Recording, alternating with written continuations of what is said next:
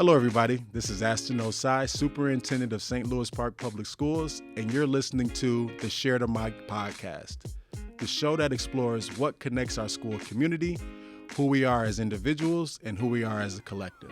Through conversations with students, staff, and community members, we'll talk about what brings us joy, our hopes and dreams, and our connection to our strategic plan for racial equity transformation.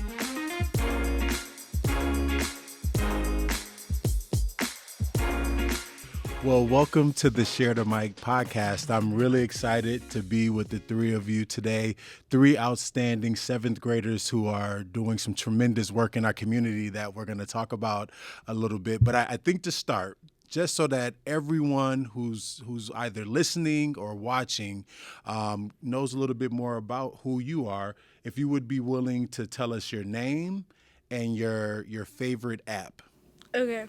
My name is Ibtisam, and currently I'm in love with Netflix. My name's Erin, and my favorite app is probably Netflix. My name is Suwaydah, and my favorite app is Disney+. Okay, so now here's why I asked the question about your favorite app is because I've been hearing you all talking about this show Wednesday, and at some point during our time, during this conversation, I need to learn a little bit more about what this show is and why people love it so much. So would you be willing to share a little bit about Wednesday before we're done with our time today? Sure. All right. Well, thank you. And, the reason that I wanted to invite the three of you here today is because I think you all are doing some very important work here in St. Louis Park Public Schools, but also in the city of St. Louis Park. I know that you all were responsible for really kind of spearheading and getting some energy around this idle-free campaign. And I'm hoping that you all would be willing to tell me a little bit more about why that was important to you, why that was something that you all felt our community needed to pay more attention to. And I'll just open it up to the group if anybody wants to start first to share their thoughts. I think the main thing that was the hardest was choosing what we were gonna do and figuring out how we were gonna say it, I guess. 'Cause once we found out we were gonna do idling, we could kind of just look around at what we could see out our school windows and notice how many cars were idling, and then we just counted how many there were, and it was a very drastic number that then kind of led to the rest of what we had to say, I think. It was kind of the main part of our idling, because we would just be talking about idling and we wouldn't have any proof, so... Oh, so you had to collect data, or when you were looking out the window, you were actually counting? No, we actually went outside to count the cars. All right. So did you put the data in graphs, or how did you get the final conclusion around the fact that this was a problem? Over 3 days, we had a pass near the end of it, 30 minutes before the day ended, and we would just count the cars. And it was a total of 52, and there was 30 of the cars were on and the rest were off. So it was a crazy amount. And then we put them into a bar graph, and on the graph you could see just how many were on and idling and how many were off, and it was such a smaller graph or bar that was off compared to how many were on. So I know that you all had to do a climate action project, which really led to this idle-free campaign. Can you talk a little bit more about that project and how you got to where you are today? So when we first started this off as supposed to be like a climate rise action plan, and then they started off with saying we should start doing idle-free. And they came up with a slogan and all. Very nice. And then we presented it to a class, and there was people who work for the SLP, and then we got to talk to them, I think. How did your classmates respond, being that none of them should be driving. Now, they all ride in cars, but I don't think any of them have licenses. How did they respond to this idea about idle free? Did it seem to resonate with them? Did it make sense to them? Yeah, and like some of the kids were also presenting on the same day as us, so their parents came in to watch them. And like I think their parents kind of like got the idea and the message we were trying to send out. I know my parents were there, and now because of like our campaign, I guess they're a lot more aware like about idling. And when they picked me up now, like they don't wait in the line, they like wait in the back, so like they can't idle, they just like turn off their cars. Now, I'm hearing that there was concerns about the environment, and what gave you like this interest in the environment? Is this something that you all have always been interested in? Or I'm hearing you say that you chose the idling because you liked the way it sounded, but also because you were concerned about, just cars sitting there and the impact that it was having on the environment. But has this always been a passion or an interest of yours? When I was younger, I really didn't know what it was about until like 4th and 5th grade. And it was kind of concerning because as time went by, it was starting to get worse and there was more like greenhouse gas emissions. So it was kind of concerning. Yeah, I think like I always like in elementary school we like would learn about the environment and it was really interesting, but also like in 6th grade we really like learned about like kind of like just like the environment and like global warming and stuff, and it really like sparked an interest, I think. Yeah. So, Suwaydah, any thoughts? So, was 6th grade your first exposure as well? And in that 6th grade class, which class was it? Do you remember? Science. Do you all like science? Yeah. I think science is pretty cool as well. So not only is it a fun class because you get to experiment with different stuff, but you learn very important things, exactly things like we're talking about now around the environment. So I'm hearing you say you learned about pollution, global warming, other aspects that impact the environment in 6th grade, which really led you to wanting to do something about it. And the three of you got together and started working on this project. How did the city get involved in this? When we were presenting our, like, I guess campaign kind of, to the whole class, there was some city members who came and watched us, and a couple of them really liked like our idea, and then over the summer they reached out to us and asked if they could like use our like slogan and as like a kickstart to their campaign. And how do you all believe it's been going? Because I know a couple of months ago, I saw you all in the Sun Sailor, and there was a long article about your idea and how the campaign was moving forward. And I also believe you all were doing some work at the middle school. Has that taken off? And do you see a difference right now with after school and before school pickups with buses and cars?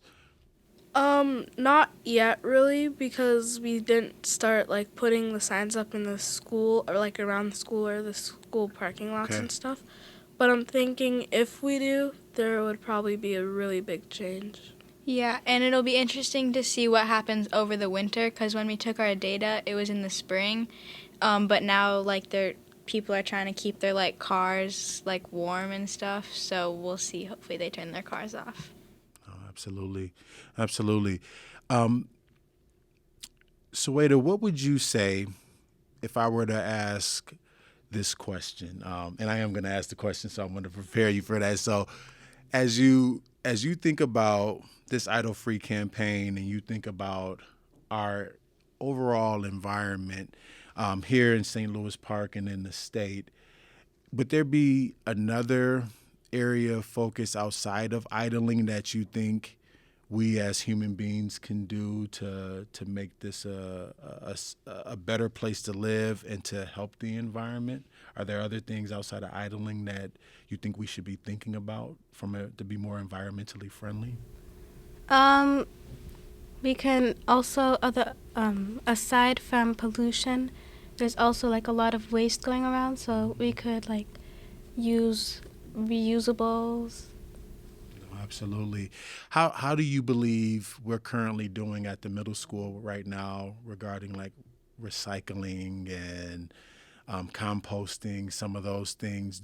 Are there areas that we can get better, or do you see students recycling items that can be recycled?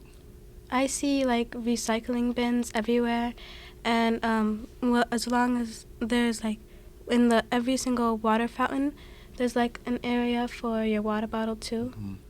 Yeah, I appreciate you saying that, because that is something that sometimes is overlooked. Just bringing a water bottle to school and utilizing the bottle fillers that we have, that saves, I got to imagine that saves that's a tremendous amount of plastic being used. So, maybe the next campaign that you all can work on at the middle school is around making sure people are bringing water bottles and utilizing those bottle fillers and not wasting plastic in that way.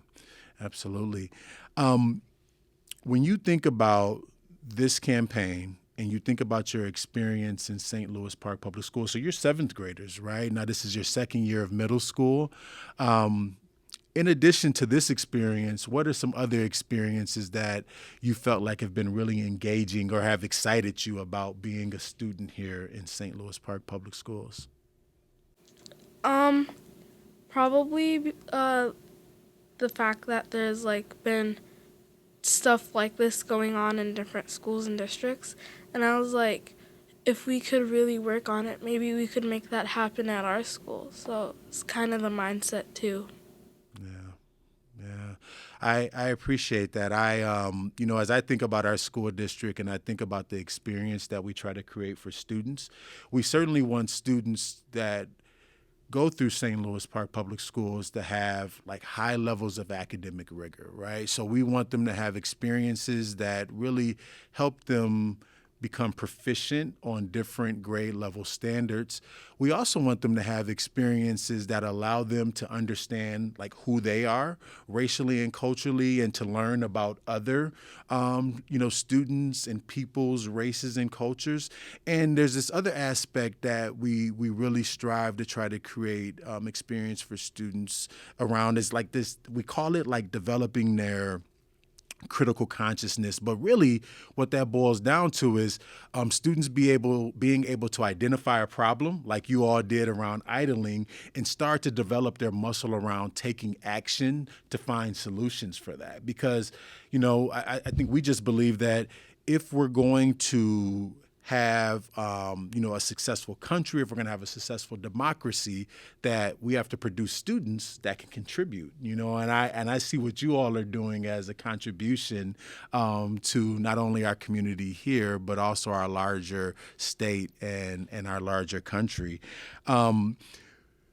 If you had to think about one adult here in St. Louis Park Public Schools, and I would even say if there was more than one, I would love to hear you share a little bit about them. But is there one adult that's had a tremendous impact on your experience, somebody that's really inspired you or uplifted you or gotten you excited about learning?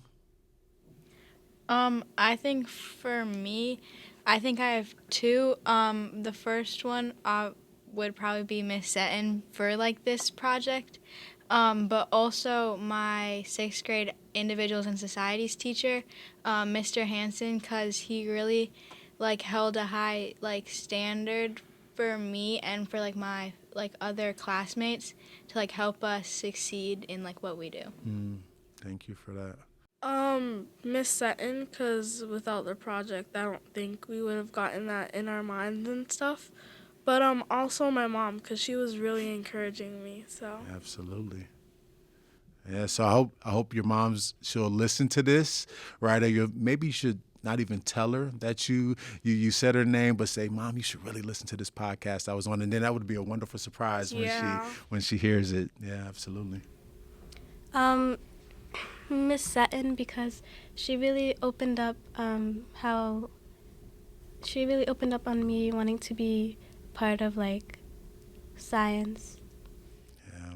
No, that's tremendous. Thank you for sharing those names. And so this is why it's important. I would say as educators, oftentimes, teachers in particular don't get a chance, like in real time, to hear from their students about the impact that they're having. So what I like to do whenever I get a chance to sit down with students, I like to create some space for them to share, like the adults in their life that are having a positive impact. And it goes a long way, right? So like for Miss Seddon, I'm hearing all of you list her as a positive adult in your life. And it sounds like she's really helped to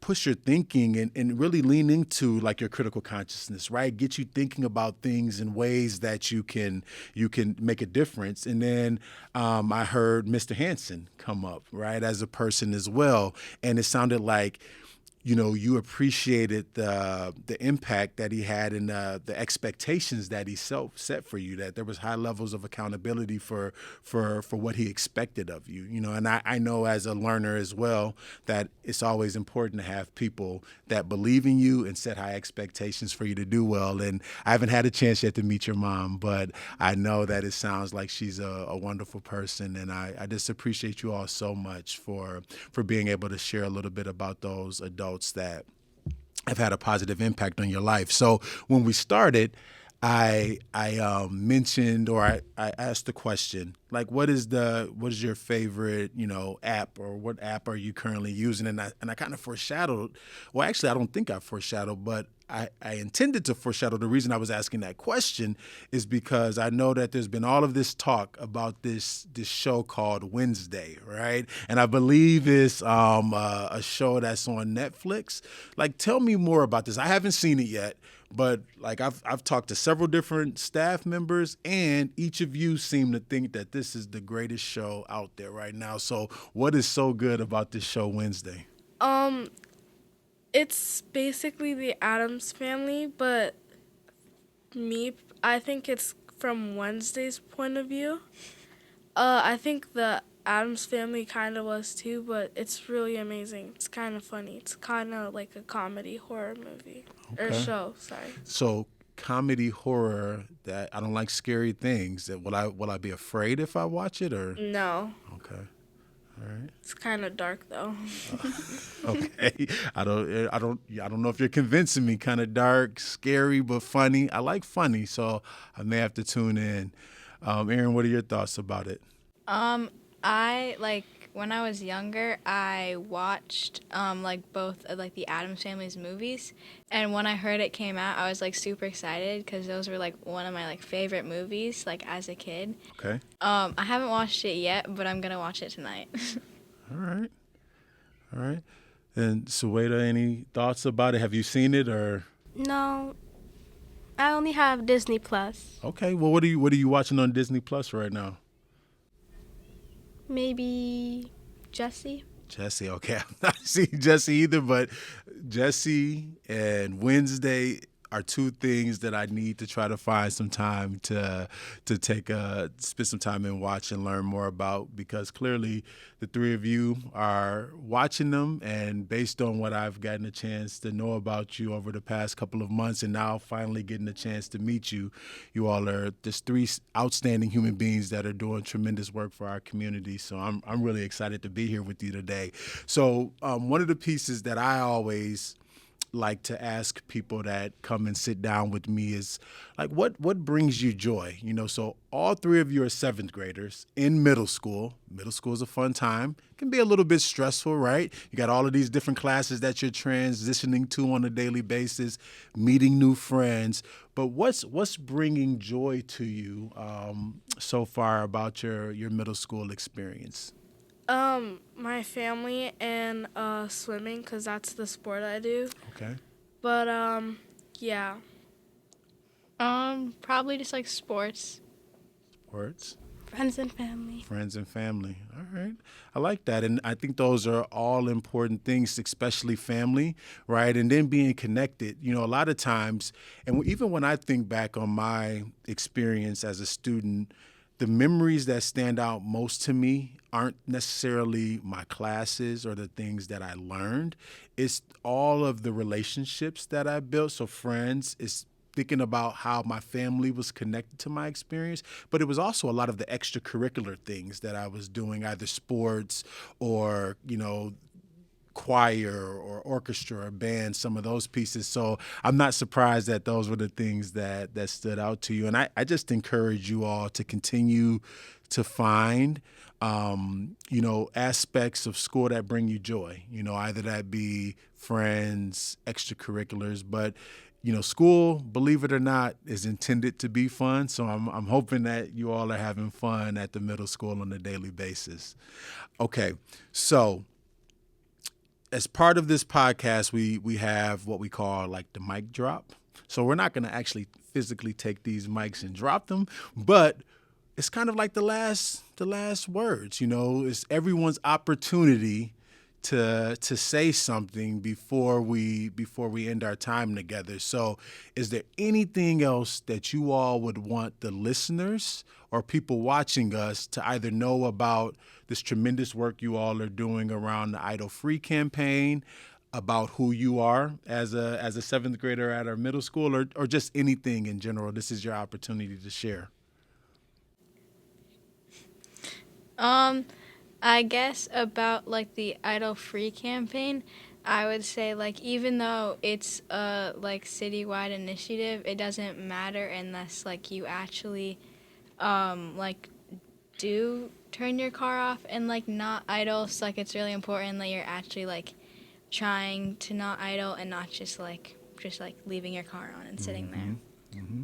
If you actually try to do something, you could do it. Like, it will work, and you just have to believe in yourself. That's it. Yeah. You gonna drop your mic? I would like to share that you should try every day and try your best.